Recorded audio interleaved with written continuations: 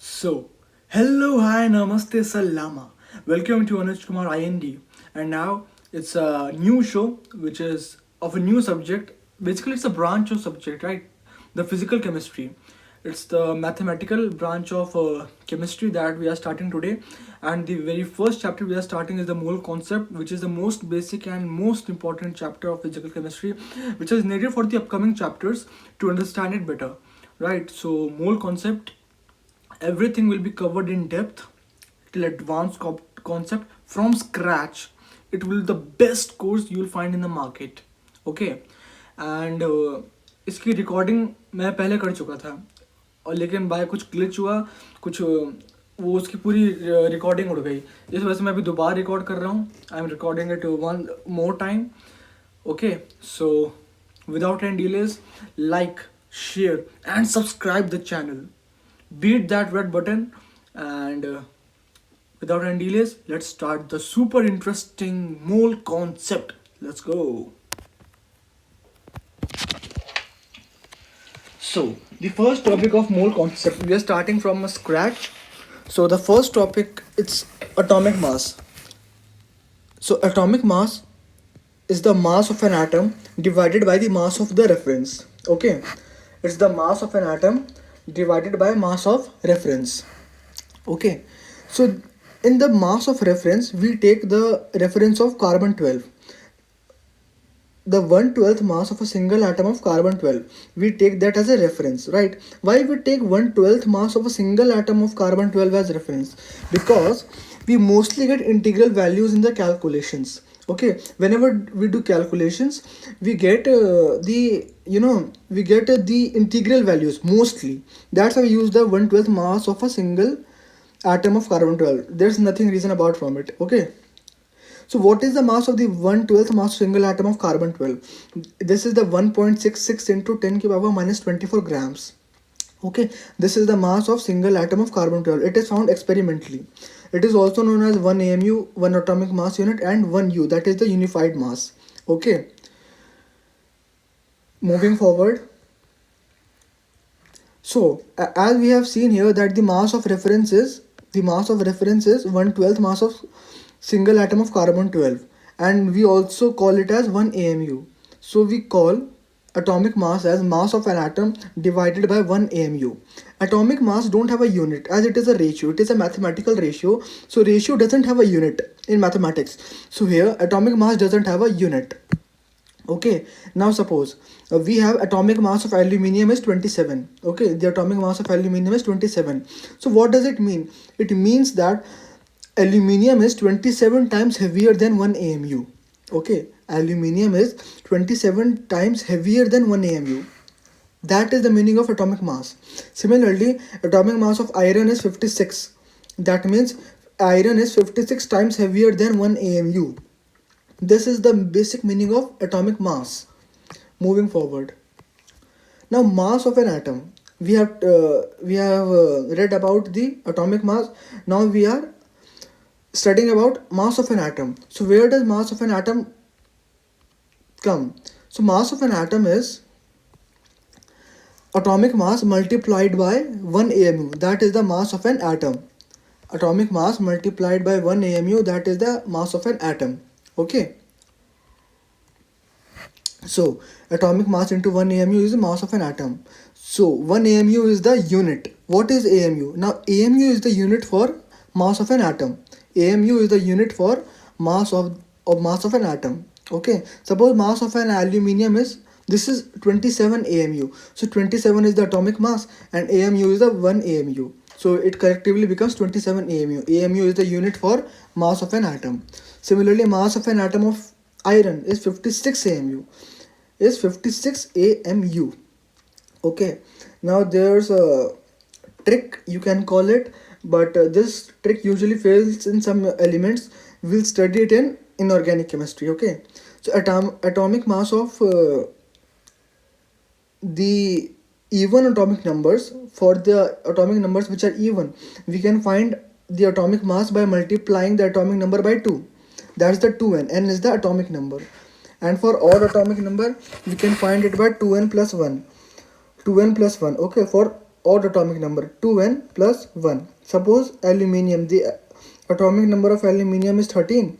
So 13 into 2 plus 1 is 27. This is the atomic mass for aluminium. So here you can, from here you can find the atomic mass of various elements. Moving forward. So now H2O. What is H2O? H2O is water and it's a molecule, right?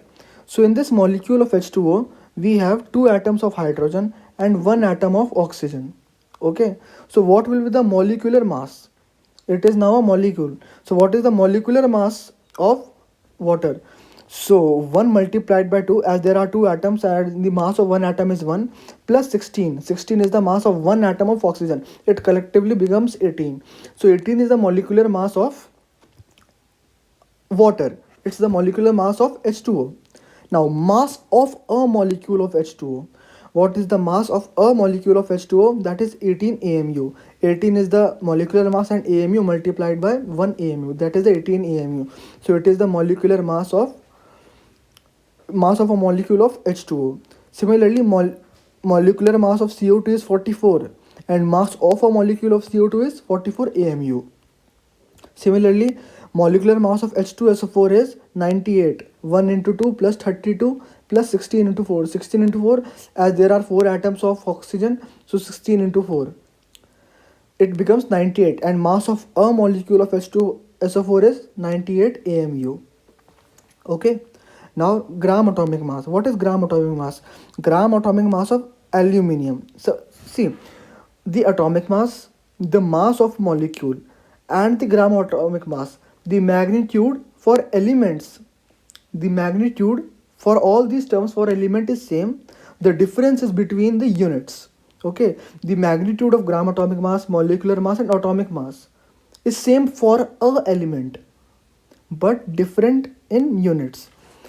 So gram atomic mass of aluminium is 27 grams. Gram atomic mass of Na is 23 grams. Gram atomic mass of iron is 56 grams. See, 27 is its atomic mass, only 27. Okay. 27 AMU is mass of an atom. Mass of an atom. And 27 gram is gram atomic mass. Okay. Magnitude is same, just the difference is between the units. Move forward. So now we are finding the number of atoms of aluminium. It's in its gram atomic mass. Okay. So 27 gram is its gram atomic mass. 27 gram is its gram atomic mass. Oh, it's my mistake. Let me clear it. AMU. So we have to find the number of atoms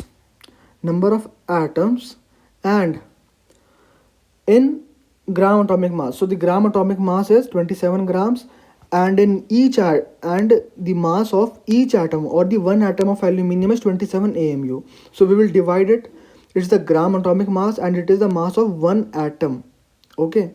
So the result came into, so as this is in gram and this is in AMU, so we have to convert it into grams. Principle of homogeneity. So AMU is 1.66 into 10 to the power minus 24 gram. So 27 cancel, the rest it becomes 1.66 into 10 to the power minus 24. And when we reciprocate it and we take it upwards, it becomes 6.022 into 10 to the power 23 atoms. It means that in the gram atomic mass of aluminium there are 6.022 into 10 to the power 23 atoms. This number is known as Avogadro's number, 1 mole and Na. Avogadro's number, 1 mole and Na. Okay. So there's a basic conclusion here that the number of atoms in gram atomic mass is same for all elements. Understand that the number of atoms in gram atomic mass is same for all elements. It means that the gram atomic mass of iron is 56, the gram atomic mass of N is 23 gram and the gram atomic mass of carbon is 12 gram. In all these atoms, in all the gram atomic masses, the number of atoms will be same. Number of atoms will be same. मतलब हर एक element के gram atomic mass में number of atoms same होंगे. Gram atomic mass में number of atoms same होंगे, जो कि होगा 1 मोल. ओके, इसका मतलब ये नहीं है कि 56 ग्राम्स आयरन, 56 ग्राम Na और 56 ग्राम्स कार्बन में सेम होंगे. नहीं, उनके ग्राम एटॉमिक मास में उनके नंबर ऑफ एटम्स सेम होंगे, जो कि होगा 1 मोल. उसी तरीके से मॉलिक्यूल्स में भी होगा. Number of molecules of H2O इन 18 ग्राम कितने होंगे? Na क्या है उसका? ग्राम मॉलिक्यूलर मास, GMM क्या हो गया? Gram molecular mass. उसी तरीके से number of molecules of CO2 इन 44 ग्राम कितना हो गया? Na 44. ये क्या है इसका? GMM, gram molecular mass. आगे बढ़ते हैं. अब 6.02 × 10⁻23 क्या होता है? 1 मोल. Na और एवोगैड्रोस नंबर. तो नंबर ऑफ मोल्स क्या होता है? अब ये जो नंबर ऑफ मोल्स होता है, नंबर ऑफ मोल्स जैसे यहाँ पे ये हमने निकाल दिया कि 18 ग्राम में 1 मोल होते हैं, तो 36 ग्राम में 2 मोल्स होंगे, 54 ग्राम्स में 3 मोल्स होंगे. पर हम ये ऐसे नहीं कर सकते बार बार. कोई बड़ा नंबर आ गया फिर हमें क्या प्रॉब्लम हो जाएगी. तो हम क्या एक फॉर्मूला डिराइव करते हैं जिससे हमें नंबर ऑफ मोल्स फाइंड करने में ईजी हो. उसके 2 फॉर्मूले होते हैं. एक तो मास ऑफ सब्सटेंस क्या होता है ग्राम्स में, और उसे ग्राम एटॉमिक मास या फिर ग्राम मॉलिक्यूलर मास. ये याद रखना, ग्राम मॉलिक्यूलर मास और ग्राम एटॉमिक मास, एक एटम का मास नहीं चलेगा यहाँ पे. ओके, तो mass of substance divided by it's gram atomic mass या फिर मॉलिक्यूलर मास, एक ये फॉर्मूला है. दूसरा फॉर्मूला है नंबर ऑफ एटम या फिर मॉलिक्यूल डिवाइडेड बाय Na मतलब 6.022 × 10⁻23. ओके, ये हमारे 2 फॉर्मूले नंबर ऑफ मोल्स निकालने के. आगे क्या निकालना? आगे अब देखो, नंबर ऑफ एटम्स या मॉलिक्यूल. अबे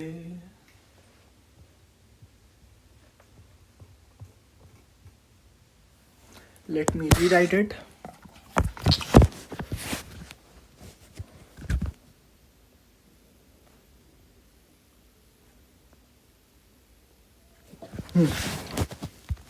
नंबर ऑफ एटम या मॉलिक्यूल वो बराबर होते हैं नंबर ऑफ मोल्स के, और उससे हम क्या, अगर नंबर ऑफ एटम या मॉलिक्यूल पता हो तो नंबर ऑफ मोल्स निकाल सकते हैं, नंबर ऑफ मोल्स पता हो तो मास निकाल सकते हैं. जैसे यहाँ पे 2NaAl है, 2NaAl का मतलब 2 मोल Al, और 2 मोल Al का मतलब 54 ग्राम्स एल्यूमिनियम.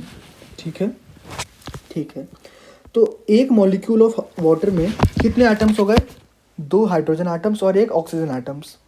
उसी तरीके से 1 मोल H2O में 2 मोल हाइड्रोजन एटम्स होंगे और 1 मोल ऑक्सीजन एटम्स होगा.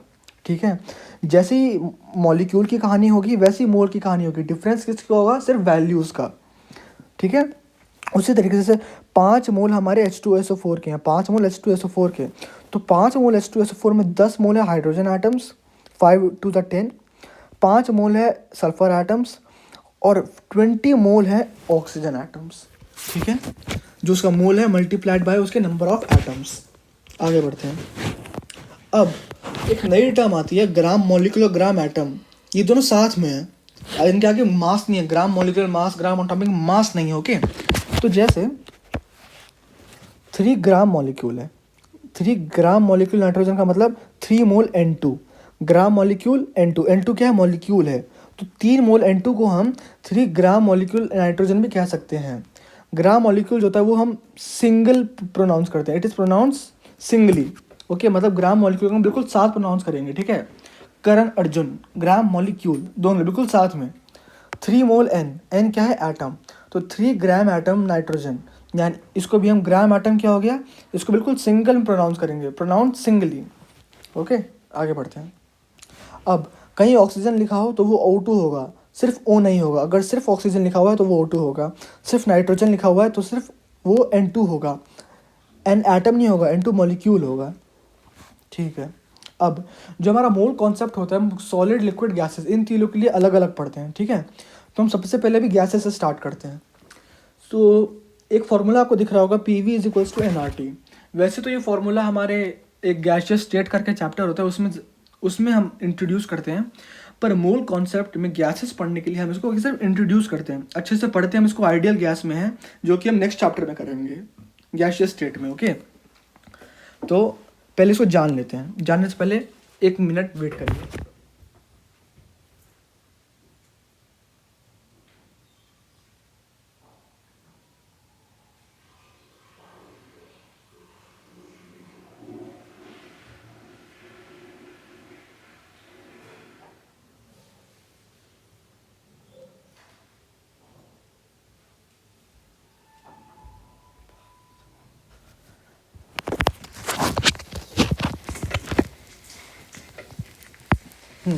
तो P V equals to N R T.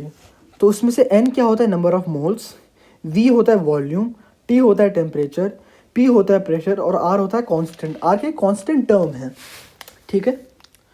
तो हम इस सारे टर्म्स को एक एक करके पढ़ते हैं। तो प्रेशर को हम 1 atm में नापते हैं, ठीक है। पर कई बार क्वेश्चंस की वजह से हमें वैल्यूज चेंज करनी पड़ती हैं, तो हम उसको क्या याद करते हैं। तो 1 atm क्या होता है, 1.01325 इंटू 10 की पावर 5 पास्कल, 1.01325 इंटू 10 की पावर 5 पास्कल। और 1.0135 बार, ये बार वाला जो है इसको हम ज़्यादातर यूज़ करते हैं, इसलिए मैंने इसको क्या हाईलाइट किया हुआ है। मैं जब पहले रिकॉर्ड कर रहा था ना, तो ये सब मैं साथ साथ ही लिख रहा था, पर पता नहीं क्या ग्लिच आया, वो रिकॉर्डिंग उड़ चुकी है। कोई बात नहीं, आप पढ़ लेते हैं। तो 1 atm क्या होता है, 1.0135 बार। और क्या होता है, 760 mm ऑफ Hg और 760 टॉर। ये सब अलग अलग यूनिट्स हैं जो आपको याद होनी चाहिए। अब मैंने आपको बताया कि बार जो फ्रीक्वेंटली यूज़ होगा, तो हम बार को पास्कल में देख लेते हैं। तो 1 बार कितना होगा, 10 की पावर 5 पास्कल। 1 बार कितना होगा, 10 की पावर 5 पास्कल। ओके, आगे बढ़ते हैं। अब बढ़ते हैं वॉल्यूम पे।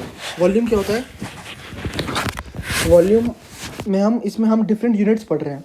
तो 1 मीटर क्यूब में कितना वॉल्यूम हो जाता है, 1000 लीटर। 1000 लीटर को हम और कैसे पढ़ सकते हैं, 10 की पावर 6 सेंटीमीटर क्यूब, या फिर 10 की पावर 6 cc, 10 की पावर 6 ml। cc क्या होता है, क्यूबिक सेंटीमीटर। cc क्या होता है, क्यूबिक सेंटीमीटर, ठीक है। ये क्या, 1 लीटर, 1 लीटर का मतलब 1000 ml। 1000 ml को हम 1000 cc भी पढ़ते हैं और उसको 1000 मीटर क्यूब भी बोलते हैं। cc मतलब क्यूबिक सेंटीमीटर। टेम्परेचर क्या होता है, केल्विन। हम टेम्परेचर में हमेशा केल्विन में ही लिखते हैं। अगर डिग्री सेल्सियस में दिया हो तो 273 ऐड करके हम उसको केल्विन में निकाल सकते हैं। ओके, अब जो आर की जो वैल्यू होती है, वो उसकी 2 वैल्यूज होती है कांस्टेंट की, ठीक है। वो डिपेंड करता है, अगर टेम्परेचर एटीएम में हो और वॉल्यूम लीटर में हो, तो वैल्यू यूज़ होगी 0.0821, वैल्यू यूज़ होगी 0.0821। या फिर अगर प्रेशर पास्कल में हो और वॉल्यूम मिलीलीटर में, तो क्या वैल्यू यूज़ होगी, तो वैल्यू क्या यूज़ होगी, 8.314। क्या चीज़ समझ में आई, अगर इसकी क्या वैल्यू चेंज होती है, अगर आर की वैल्यू 0.0821 हो, आर की वैल्यू 0.0821 हो, तो ये आप समझ लेना कि जो वॉल्यूम है वो लीटर्स में है और जो प्रेशर है वो एटीएम में है। और अगर वैल्यू 8.314 हो, वैल्यू अगर 8.314 हो, तो प्रेशर पास्कल में होगा और वॉल्यूम किस में होगा, मीटर क्यूब में। वॉल्यूम किस में होगा, मीटर क्यूब, इसमें होगा मीटर क्यूब में। ये होती है आर की वैल्यू। आगे बढ़ते हैं। अब आता है स्टैंडर्ड टेम्परेचर प्रेशर, यानी STP। तो STP में क्या होता है, STP is a type of situation in which the pressure is 1 bar and temperature is 273 kelvin. STP एक तरह का स्थिति है, इट्स अ सिचुएशन जिसमें जो प्रेशर होता है वो 1 बार होता है और टेम्परेचर 273 केल्विन होता है। तो हम ये फाइंड करते हैं कि 1 मोल गैस का वॉल्यूम STP पर कितना होता है। What is the volume of 1 mole gas at STP। Okay, तो वही हमारा फॉर्मूला लगेगा, PV is equals to NRT। Okay, PV is equals to NRT लगेगा। तो प्रेशर क्या हो जाएगा, बार में है, 1 बार कितना होता है 10⁵ पास्कल, बताया मैंने पिछले स्लाइड में। तो 10⁵ वॉल्यूम उसमें आएगा पास्कल, पास्कल में, तो वॉल्यूम किस में आएगा मीटर क्यूब में। नंबर ऑफ मोल्स कितना है 1। अब प्रेशर पास्कल में, वॉल्यूम मीटर क्यूब में, तो आर की वैल्यू कितनी होगी 8.314 और टेम्परेचर क्या है 273। तो 1 bar is equal to 10⁵ pascal है ना। तो इसका ये कितना आ जाएगा, इसको कैलकुलेट करके कितना आ जाएगा 22.7। 22.7। अब आप बोलते हो कि भाई 22.4 होता है। देखो 22.4 एक अलग केस में होता है, जो सही वैल्यू होता है STP का, ये वैल्यूज़ लेके वो 22.7 लीटर्स होता है। 22.4 कब होता है, जब प्रेशर 1 ATM हो और टेम्परेचर सेम होगा 273 केल्विन और प्रेशर क्या होगा 1 ATM। तो डिफरेंस कहाँ आता है, डिफरेंस आता है आर की वैल्यू में। डिफरेंस कहाँ आता है, आर की वैल्यू में। अब देखो प्रेशर ATM में आ गया ना, प्रेशर किस में आ गया ATM में, तो आर की वैल्यू किस में हो जाएगी 0.0821, तब आती है 22.4 लीटर्स। ठीक है, ओके आगे बढ़ते हैं। अब एक और NCERT हमारे उसमें गिवन है SATP, standard ambient temperature and pressure. ठीक है, इसमें क्या होता है, प्रेशर, ये भी एक सिचुएशन है जिसमें प्रेशर 1 बार होता है और टेम्परेचर इसमें ज़्यादा होता है 298 केल्विन। टेम्परेचर क्या होता है 298 केल्विन। ओके, तो देखो वॉल्यूम इसमें हम निकालेंगे 1 मोल गैस की वॉल्यूम एट SATP। तो सेम चीज़ करेंगे, पहले 1 बार को चेंज करेंगे हम किस में, 1 बार को किस में चेंज करेंगे ATM में। किस में, ATM। वॉल्यूम को किया लीटर में और ये वैल्यूज़ कितनी आ जाएगी 0.0821 और टेम्परेचर 298, तो आंसर आ जाएगा 24.63 लीटर्स। 24.63 लीटर्स, यानी 1 मोल गैस का वॉल्यूम, 1 मोल गैस का वॉल्यूम SATP पर कितना होता है 24.63 लीटर्स। अब मोल्स, अब यहाँ पे एक छोटा सा चार्ट है जो मैंने बनाया था, ये सब मैंने लिखा था जब मैं रिकॉर्ड कर रहा था, पर बताया मैंने आपको कि वीडियो वैनिश हो गई इस वजह से मैं आपको सिर्फ बोल पा रहा हूँ। तो जो अगर नंबर ऑफ़ मोल्स पता हो तो हम मास निकाल सकते हैं, या फिर अगर मास पता हो तो नंबर ऑफ़ मोल्स निकाल सकते हैं। उसी तरीके से अगर मोल्स पता है तो हम वॉल्यूम निकाल सकते हैं, और वॉल्यूम पता है तो मोल्स निकाल सकते हैं। Same as in this way, अगर मोल्स पता हो तो नंबर ऑफ़ एटम्स निकाल सकते हैं, और नंबर ऑफ़ एटम्स पता हो तो मोल्स निकाल सकते हैं। ओके आगे बढ़ते हैं। 17th application of mole. तो एप्लीकेशन ऑफ मोल, सबसे पहला एप्लीकेशन क्या होता है, ये केमिकल रिएक्शंस के बैलेंसिंग में काम आता है। किस में काम आता है, केमिकल रिएक्शन के बैलेंसिंग में। तो जैसे एक केमिकल रिएक्शन H2O2 + H2O, ठीक है। तो केमिकल रिएक्शन में क्या होता है, कभी भी मास, हमेशा मास तो कांस्टेंट रहता है, रिएक्टेंट साइड में भी और प्रोडक्ट साइड में भी मास तो क्या कांस्टेंट रहेगा। और जो नंबर ऑफ एटम्स हर एक एलिमेंट के होते हैं, वो number of atoms product side में भी क्या सेम होंगे, कंजर्व्ड होंगे, कुछ ना बर्बाद होगा ना बढ़ेगा। उसी तरीके से मास ना बर्बाद होगा ना बढ़ेगा। ठीक है, तो अब इसको क्या बैलेंस करते हैं, तो देखो हाइड्रोजन के 2 एटम्स हो गए, ऑक्सीजन का 1 एटम, यहाँ पे हाइड्रोजन के 2 एटम है, तो यहाँ पे क्या 2 आ जाएगा, यहाँ 2 आया, तो यहाँ भी क्या 2 आएगा, तो हाइड्रोजन के 4 एटम हो गए, यहाँ पे हाइड्रोजन के 4 एटम हो गए। अब इसको आप अलग तरीके से देखो, तब देखो हाइड्रोजन के मान लो 2 मॉलिक्यूल हुए, हाइड्रोजन का 1 मॉलिक्यूल मिलके क्या बनाता है, पानी के 2 मॉलिक्यूल H2O के, 2 Na मॉलिक्यूल, क्या 2 Na मॉलिक्यूल ऑफ हाइड्रोजन और 1 Na मॉलिक्यूल ऑफ ऑक्सीजन मिलकर क्या बनाता है, 2 Na मॉलिक्यूल पानी के। उसी तरीके से 2 मोल हाइड्रोजन और 1 मोल ऑक्सीजन मिलकर क्या बनाता है, 2 मोल पानी, 2 मोल H2O बनाता है। ठीक है, ये है केमिकल इक्वेशंस। अगली क्लास में अच्छे क्वेश्चंस करेंगे और उसको आगे कंटिन्यू करेंगे। ठीक है, तो तब तक के लिए कोई डाउट हो तो आप कमेंट सेक्शन में पूछ सकते हैं। तब तक के लिए स्टे हैप्पी, स्टे सेफ, शब्बा खैर।